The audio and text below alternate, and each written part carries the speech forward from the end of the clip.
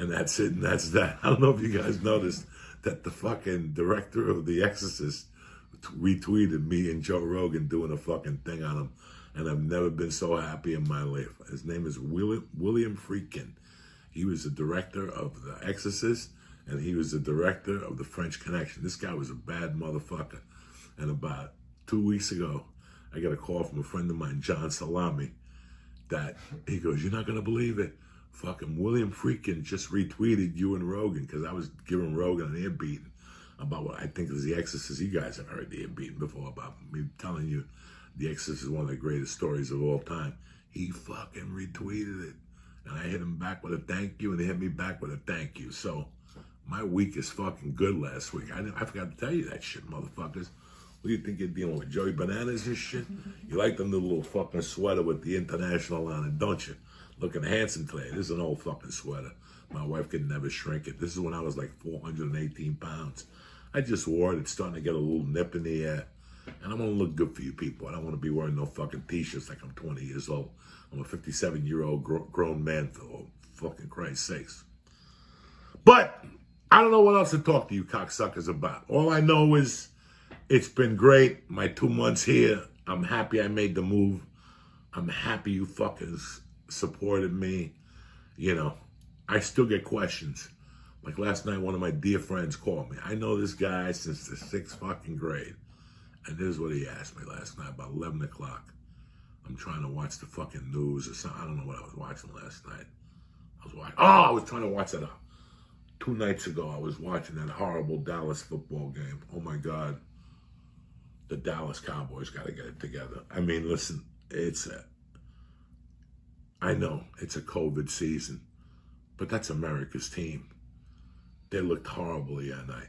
And I just put them on for a minute because one of my friends went to the game in Dallas, and he's a big Dallas fan. So I was going through TV, and I saw that it was playing, and I'm like, what the fuck is this? And in the middle, right before I could get fucking upset, a friend of mine called me that I've known since the 6th grade. And he's telling me that, you know, thank you for calling him when I got here, and that he's been busy with work, blah, blah, blah, blah. But then he dropped something on me that was just fucking insane.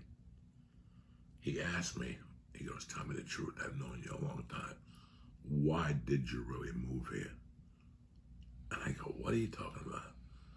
I told you, before I even left, I called him to tell him I was moving back and I'd see him. And he goes, "Did you leave a warrant? Did you do something? Did you beat somebody up?" And I go, "No. Why? Is that what you fuck?" You know, everybody has their own thing why I left LA. I left LA just because it was over. I don't have to tell you. I mean, I felt so happy when I didn't repeat this. Listen, you know, like when you have a guy and he goes through a bad relationship with a girl, and then after they break up, he badmouths the girl.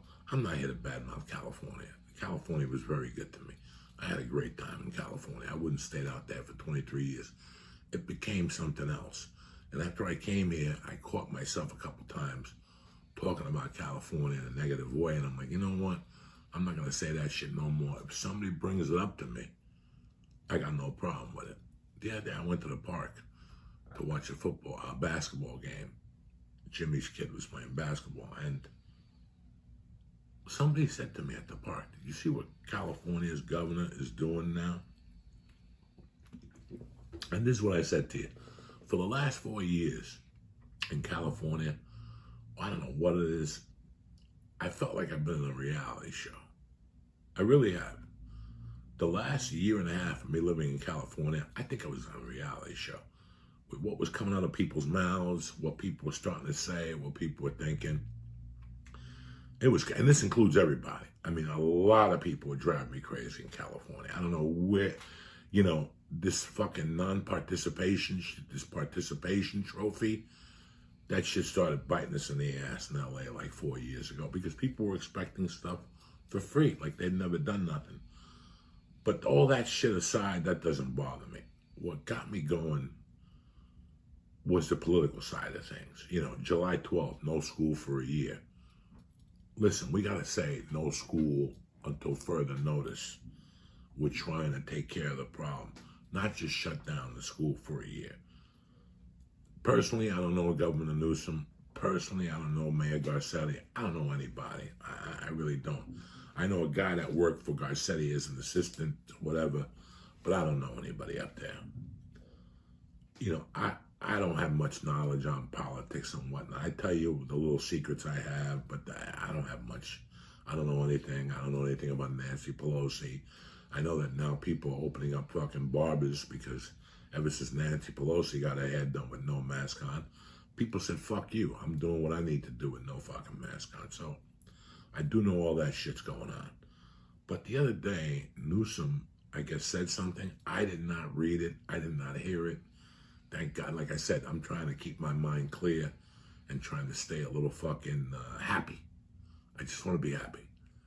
So somebody came up to me at the park and they're like, did you see what fucking Newsom's doing now? Fucking Thanksgiving. Now, I didn't say this. I'm not saying this to you guys. This is somebody told me.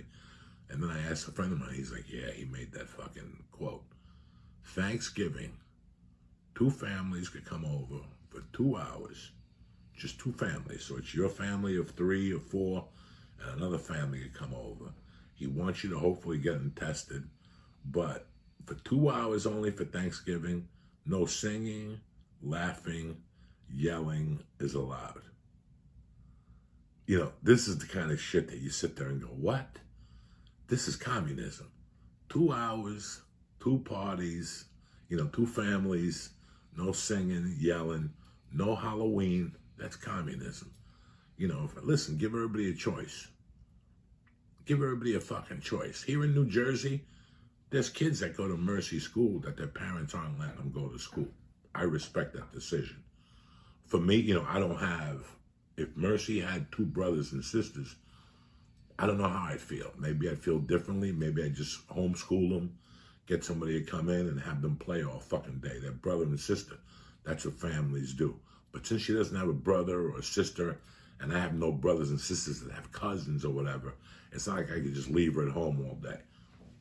But, even that shit, like, no, I have an option of sending her to school, or I could keep her at home. Me, I want her to continue her social development. It's very, very crucial to them at this age, that their social development, you know what? It's crucial to them at every age.